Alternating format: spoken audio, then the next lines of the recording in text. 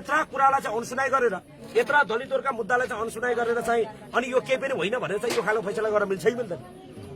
यस्तो खालको फैसला यहाँको न्यायाधीशले 35-36 जना वकिल ल्याएर मान्छे लडाएका छन्।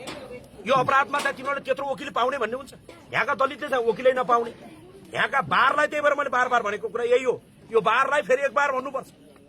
ठमेलमा केटीको धन्दा गर्ने बार र कानूनको धन्दा गर्ने नेपाल बारलाई हाम्रो यहाँबाट चुनौती छ। तिमी सामन्तीहरूको नेपाल बारमा आगो लाउनुपर्छ।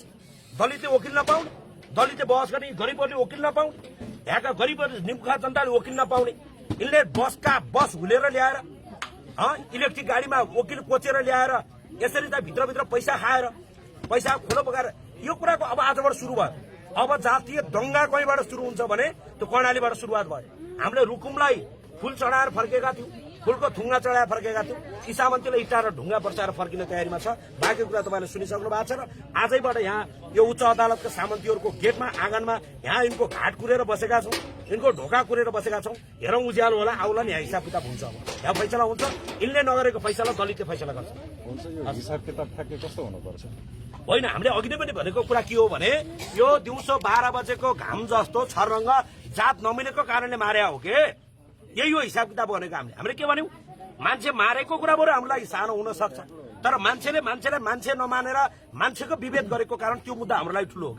जे मुद्दा हाम्रो प्रतिष्ठासँग जोडिएको थियो, जे मुद्दा हाम्रो मनसँग जोडिएको थियो, त्यो मुद्दालाई बाहिर ल्याएर यो गोरुले, यो न्यायाधीशले, यो सोमकान्त मैनाली भनेर मातृका भण्डारी भन्ने यो दुईटा गोरुले यिनले मान्छे मारेको नदेखे पनि के फरक पर्दैन कि? मान्छे मारेको कुरा यी गोरुले मात्र देखाएको छन्, संसारले देखाएको छ त 6 जना मान्छे मरेको कुरा त। अनि यसलाई चाहिँ त्यो मान्छे मरेको कुरा मर्या हो भन्नलाई चाहिँ यत्रो चाहिँ राजनीति गर्नु पर्यो। त्यसैले फेरि पनि भने यसको दशा सुरु भयो। यो सोमकान्त मैनाली र मातृका भण्डारीको यी सामन्तीहरूको विरोध गरे बापत कस्तो मुद्दा सहनुपर्छ दलितहरू तयार छन्, हामी मुद्दा सहन तयार छौं। तर यसको दिनगन्ती सुरु भयो। यसको दिनगन्ती यसको ढोकामा बसेर हामी कुनै जंगलमा लुकेर पर कहीँ एउटा कुना कन्टारबाट गएर लाइभ होइन, यसको गेटको अदालतमा गेटमा बसेर यसको दिनगन्ती सुरु भयो। यसको यो सोमकान्त मैनाली र मातृका भण्डारीको दिनकान्त यो चाहिँ दिनगन्ती हाम्रा आमाहरूलाई यसरी चाहिँ रुवाएर राखेका छन् नि, यसको दिनगन्ती सुरु भयो। यसलाई पनि सुक्कले सुत्न दिइँदैन। यो यसको दिनगन्ती हिसाब हुन्छ। यसमा के छ भने कुनै राजनीतिक अथवा होइन, यो त सिधा छ त। यो त कुरा बुझियो त। न्यायाधीशले पैसा खाएर राजनीतिक आडमा पैसाको खोलो बगाएर जातीय विभेदले मारे किन मार्या थिए? काँक्रा चोर्न गएर मार्या हो, बाख्रा चोर्न गएर मार्या हो, जात्रामा लडेर मर्या हो, लेउमा चिप्लेर मर्या, किन मर्या? संसदीय समितिले के भनेको छ? यहाँको प्रहरीको रिपोर्टले के भनेको छ? यहाँका सरकारी वकिलले बहस गर्दा के भनेका छन्?